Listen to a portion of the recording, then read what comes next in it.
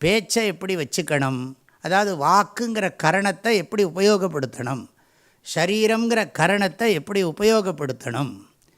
பேச்சுக்கு அவ்வளோ இது இருக்குது. கொஞ்சம் தப்பாக பேசினாலும் அது என்ன, தீயினார் சுட்டவுன் உள்ளாரும் ஆறாதே நாவினார் சுட்டவடு.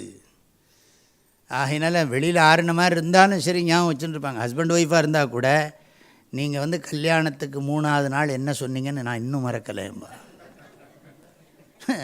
அது ஆறாதேன்னு அர்த்தம். அது நல்லதை சொன்னால் பரவாயில்ல.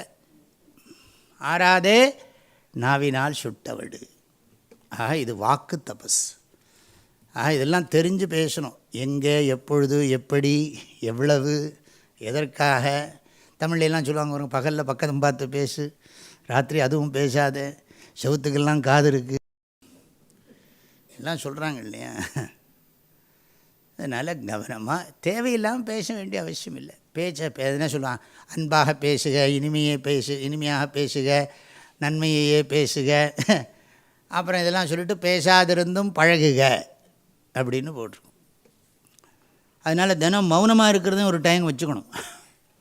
என்ன, அட்லீஸ்ட் காலம்பரை ஒரு 4 மணிலேருந்து 10 மணி வரைக்குமாவது ஃபோனெல்லாம் பார்க்குறதில்ல, ஃபோனில் பேசுகிறதில்ல என்னாவது வச்சுக்கணுமே. குறைஞ்சது 1 மணி நேரம் ஆகுது.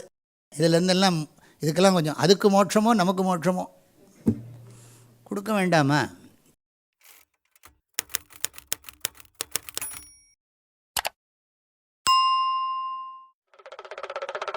வாழ்க வள்ளுவம், வளர்க மனிதநேயம்.